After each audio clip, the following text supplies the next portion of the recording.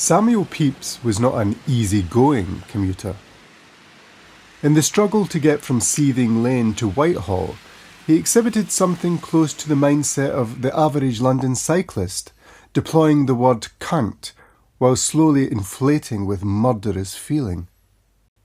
Being Pepys, he sought to cope with the worst of the traffic, axle to axle on Ludgate Hill, by sending for a barrel of oysters or getting out of his coach to investigate the cake situation. On Wednesday the 25th of September, 1661, we find him making his way from St Martin's Lane with Colonel Robert Slingsby. He and I in his coach through the Mews, which is the way that now all coaches are forced to go because of a stop at Charing Cross, by reason of a drain there to clear the streets. He had been down that way the previous October at St Giles Circus to see the hanging, drawing and quartering of Thomas Harrison, the first of the regicides, and he was no more pleased with the congestion then. Citizens in Restoration London were obsessed with the nearness of death, also with shaving minutes off everything you could shave minutes off, including crossing the road. Was that the beginning of urban hurriedness, a phenomenon we now take for granted? For some weeks now, I've been standing at St Giles Circus, the junction of Tottenham Court Road, Oxford Street, New Oxford Street and Charing Cross Road, watching people try to pass from one side of the road to the other. Given that we are now in 2015 and have traffic lights, generally decent shoes and pavements free of slurry, you'd think crossing the road might be a little easier than the journey up the north face of the Eiger. Not necessarily. The crossing has traffic lights, but they don't really work. They work on paper. The green man appears and stays there for a little less than 5 seconds, which is just about enough time for a purposeful 21-year-old sans mobile phone to nip to the other side. But there are 4 problems. 1. Most people aren't 21. 2. Most people are on their phones. 3. Busy Londoners are generally not as mechanically well tuned as the traffic lights themselves when it comes to following a rule about exactly when to come and precisely when to go. People set out when the green man appears, and before they get halfway, they are running on red. And very few of them know there are cars about to stream onto the crossing from 3 blind corners. And many of the drivers are quite unaware of the existence of a crossing 20 yards ahead. The 4th problem is to do with bikes. We are supposed to believe that cyclists are saving the world, but they often kill themselves in saving the world or injure other road users caught in their tender spokes. For pedestrians, London bikes are much worse than white vans. At least you can see a white van.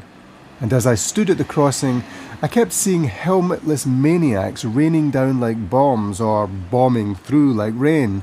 In the kamikaze theatrics of urban transport, cyclists see everyone as the enemy, especially buses, which stop by the road to pick up the people who are really saving the world. Under the shadow of Centre Point, currently mid-renovation and sheathed like a Venetian palazzo, with its image printed on the sheath, lest we miss the armour-plated splendour of what Erno Goldfinger called London's first pop-art skyscraper. The circus is currently part of Crossrail's £1 million redevelopment of Tottenham Court Road. From 2018, trains will ferry commuters to Canary Wharf in 12 minutes and to Heathrow in 30. Pre-Crossrail, 150,000 people currently use the underground station every day.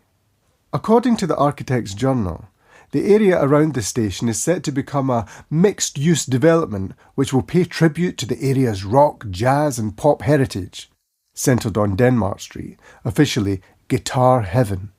The Rolling Stones recorded at number 4, the Sex Pistols lived at number 6. It's predicted that an extra 50,000 passengers a day will use Tottenham Court Road station, and the traffic system will be streamlined for easeful mobility. At 4:30 p.m. on a Monday afternoon, I spent a while looking into a hole. This is the cavernous future ticketing hall of what will become the new Crossrail station. It runs from Tottenham Court Road up to the old Spanish bar in Hanway Street and is about the size of a football field. The building site is surrounded with the usual "keep out" signs, but I sneaked past and saw layers of London, some of it looking like the streets Pepys might have walked on. Beating the lights, for a city dweller, is a civic obligation. Early one morning, I watched for an hour as people on their way to work took chances. Large numbers don't use the crossing at all, a few climbing over the metal barriers to cross the road nearer the corner, forgoing the lights altogether.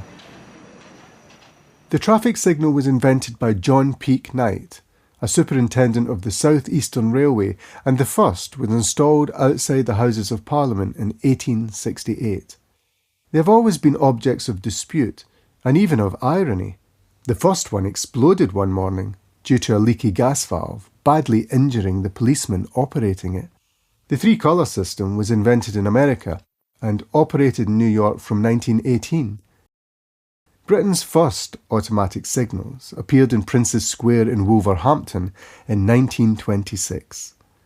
There are now more than 6,000 sets of traffic lights in London, a quarter of the UK's total, and the number has risen by 30% since 2000.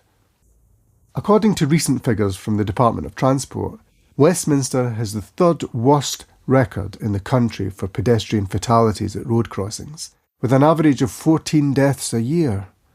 Of the 10 worst crossings in the UK, 3 are in Oxford Street. After many weeks, extra construction work had begun.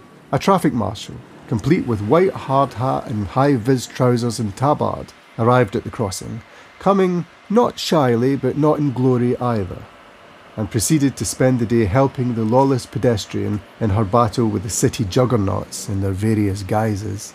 The marshal wondered aloud if people were always in this much of a hurry, and I wondered, in turn, if there wasn't something churchy about his way of pushing us towards the life everlasting. He said we'd all have long enough to wait once we were dead. "Look at that," he said of a pair of young men climbing over the barrier to cross further along. "Oi, they want stringing up." "They used to do that around here," I informed him. "Bring 'em back," he said. "Gallows, you say? I've a few candidates for you. Believe me, the big crime today is that nobody wants to wait his turn." But when would it be their turn to get all the way across?